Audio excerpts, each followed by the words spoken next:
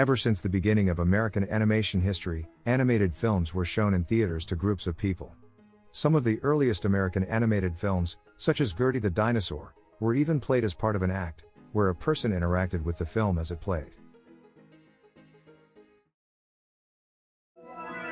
Electra Home VCRs have all the features you want. With the advent of televisions and VHS players, people were given the option of bringing a movie home to watch. A fascinating development to be sure, however there was a catch: people had to wait until movies were out of theaters to do so. Perhaps this would have remained the norm for decades to come, people monetarily acquiring their favorite movies after release, popping them into some sort of data reading device or downloading them digitally, if it were not for a single, unrelated event that would turn the world as we know it upside down: the COVID-19 pandemic. Suddenly, theaters couldn't open. Movies could not be released to adoring fans in large theaters at close quarters. But of course no one had predicted the pandemic years before, and there were still movies completed and ready to be published. Various solutions were sought out. Some companies simply delayed release, hoping to do so at some future date. Others released to limited theaters or on-demand services such as Amazon Prime and Comcast. Some movies just kind of disappeared, only to reappear on streaming services such as Netflix without ever being officially released. At the time of this video, the pandemic is far from over. Its effects are still widespread, and with new variants, we are left wondering when, or if, life will return to normal.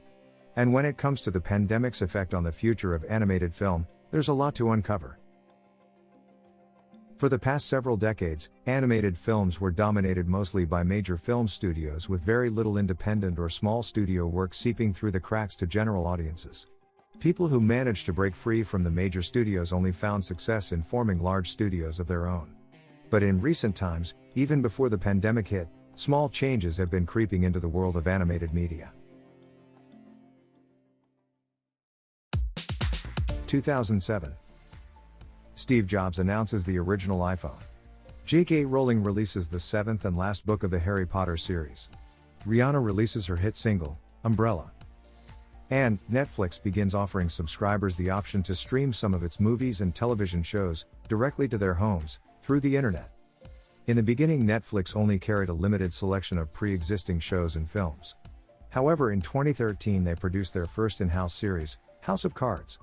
The success of that venture led to many more shows, and nowadays Netflix is producing a huge amount of video content specifically for their service, with many other streaming services following suit. Very quickly, a new player had entered the scene of animated media. While it used to be incredibly difficult, nigh impossible, for a small studio to produce a financially successful animated film, the advent of streaming services opened a whole new door. Small studios no longer had to compete directly against the larger studios and their contracts with theaters to show their films to the world.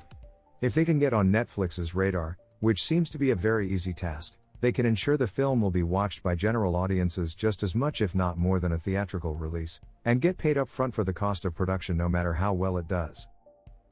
So we see that change has been steadily approaching, and the advent of the pandemic simply sped it up and forced companies to look into the effect that streaming services are having on the industry. Since the current uptrend seems to be favoring the creation and release of animated films to streaming services, it is very likely that the amount of animated movies releasing to theaters may permanently drop, even if theater attendance goes back to normal. And while there is allure to watching a movie on the big screen, the cost factor and general hassle seems to be leaving many people perfectly content to watch anticipated releases in the comfort of their own home. Additionally, since many animated features are marketed to children and families, the convenience of plopping the kids on the couch with an iPad is unbeatable. With less people going to theaters to watch animated films, large studios are left with the option of releasing content to a service, or putting it up for digital rental. However, the overhead cost for a small studio to produce an animated film is going to be much lower than that of a major animation studio, and therefore cheaper for streaming services to pick up. While Disney is fat enough to have created their own Disney Plus, other animation studios are going to find it extremely difficult to compete with the lower production costs they'll be up against when it comes to releasing to a streaming service. And as for digital download, it's more unlikely that parents will care enough about a movie to pay for it, when they can just put on something that is free to watch with their current subscription. As time goes on, we see more animated movies released to streaming options that rival the presumed quality of theatrical releases. The fact that a film is shown in theaters no longer has bearing on whether it is good or not, a fact expedited by the pandemic, which forced us to compare movies side by side on the level playing field of our own TV or mobile device. So, what does this mean for the future?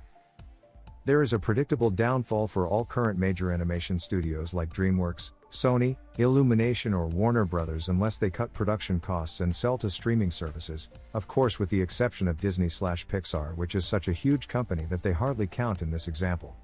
We should also see the rise of several smaller studios creating films under the umbrella of larger streaming services, with the best rising to the top and becoming the new major studios creating content for future generations. If you're entering the animation industry now, you have an incredible opportunity. Now is the time for new talent to shine, for the little guys to get a chance, and for new masters to take over. If you're working for a major studio and they're treating you like crap, know that now is the prime time to quit and see if you can't get something going with a smaller, passionate studio. Crowdfunding, YouTube AdSense, or catching the eye of a streaming service makes it easier than it ever has been in the entire history of animation to take risks with new content.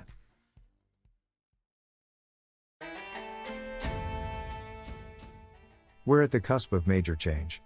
The coming decade or so will completely reshape animation, and we get to be part of that. I, for one, am pretty excited to see what the future brings.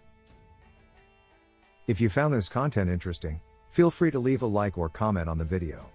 I plan to make more videos in the future focusing on animation and film, so if you'd like to see that, go ahead and subscribe to keep up with any future content. Thanks so much for watching.